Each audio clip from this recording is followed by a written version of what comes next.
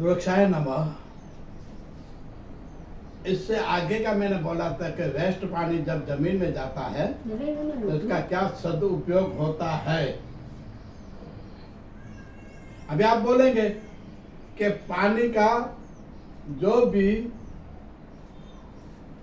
उपयोग हुआ तो उनका फिल्टर कैसे हुआ।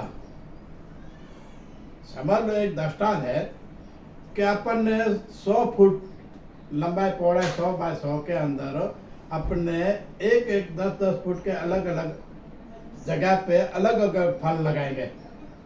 आम के फल लगाएंगे, चीकू को लगाएंगे, नींबू के लगाएंगे, आमले के लगाएंगे, इनके सिवा जो जो फल है अलग अलग लगाएंगे। तो सब अलग अलग फल लगाने के बाद ये सब फल उगते हैं, कैसे निकलते हैं फल। तो ये फल में आप देखा जाए कि आम का स्वाद कितना है। पहले देखा जाए खट्टा होगा, बाद में मीठा हो जाएगा। इसी तरह चीकू देखे, नारंगी देखे, इमली देखे, बेर देखे, जितने पेड़ ये 10 बाय 10 के अंदर पर लगाएंगे अलग अलग, इस सब का स्वाद अलग होगा। लेकिन जो जमीन के अंदर लगा हुआ पेड़ है, उस जमीन का अंदर से खटास, मिठास, कड़वा सब कहाँ से आती होगी। मिर्ची इतनी तीखी है, आम इतना मीठा है, तो ये स्वाद फल का इस जमीन में से निकला, जाता पेड़ में से निकला। सोचने की बात वही है कि वास्तविक जीवन में क्या सत्य है। पेड़ इनके बीच से लगा, वो अपना फल का स्वाद देता, तो जमीन तो वही कभी हुई। तो पानी नीचे का वही का वो आया, शुद्ध होकर साफ हुआ, खाता यूरिया सब स्वाद, यूरिया का नाम बार बार आता है, ये सब होता है। तो इनके अंदर फल फूल से अपन सोचा जाए तो वास्तविक ये कोई अनोखी, जैसे अपन बोले आत्मा से ऊपर कोई परमात्मा है, इनकी ये शक्ति है। जैसे देखा जाए टापू होते हैं, तो टापू ये जमीन के आजू बाजू की जगह पे देखा जाए तो खारा पानी होगा समुद्र का, लेकिन टापू तो बीच में है। तो ये टापू जो बीच में है, वो बीच के एरिया में आज भी आपको पेड़ पौधे तो दिखने में आएंगे, लेकिन जो बीच वाली जगह में पानी भी मीठा मिलता है। तो आप इसको क्या बोलेंगे।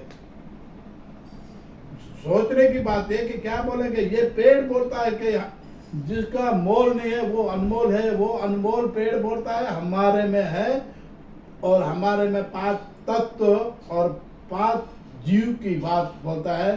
तो ये 5 में पूरी दुनिया समाये, और दुनिया पूरे ब्रह्मांड में घूम रही है। ब्रह्मांड का विषय और भी है, बड़ी बात है।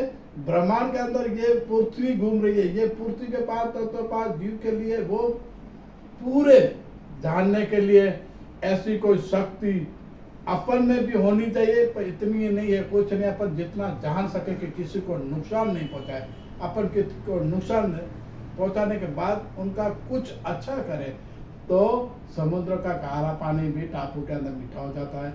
और दूसरी बात आप खुद देखो, समुद्र का खारा पानी में, समुद्र के खारे पानी में भी आप देखोगे कि ऐसी कोई कुदरत भी है कि जमीन को सुधारने के लिए क्या क्या नहीं चाहिए। जमीन खुद बोलती है मुझे कोई किसी को सुधारने की जरूरत नहीं, मैं खुद सुधर सकती हूँ।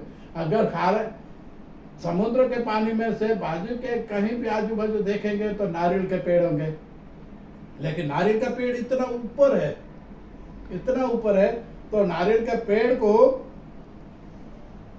ऊपर पानी पहुंचाने के लिए अभी तक अपन ने मोटर के कोई देखी है नहीं देखी है, लेकिन फिर भी ऊपर पानी जाता है नारियल के अंदर। अंदर पानी भी है, वो भी मीठा है। अंदर खाने का जो होता है, जैसे अपन मलाई होता है, नारियल होता है अंदर का, वो खाने का वो भी जो समझ लो कि कोई भूखा आदमी, किसी को कुछ नहीं मिला, तो ऐसे एरिया में पानी तो पी नहीं सकता सागर का, तो ऐसे में नारियल है तो उनमें से पानी भी पिया। और उनका कुदरती देखा जाए तो कैसे है कि अलग अलग ऊपर का जो है छिद्र, उनको निकाल कर आप पानी पी सकते हो। क्यों?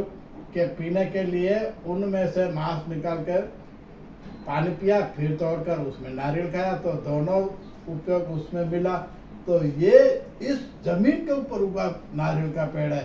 तो नारियल यही बोल रहा है कि जमीन को अच्छी तरह रखोगे तो आपको फल फूल सब मिलेगा, खाना पीना भी सब मिलेगा।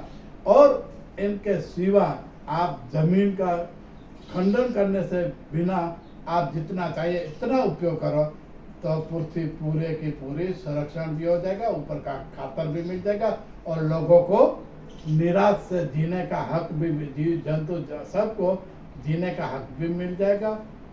इससे बाकी के एपिसोड में बताऊंगा।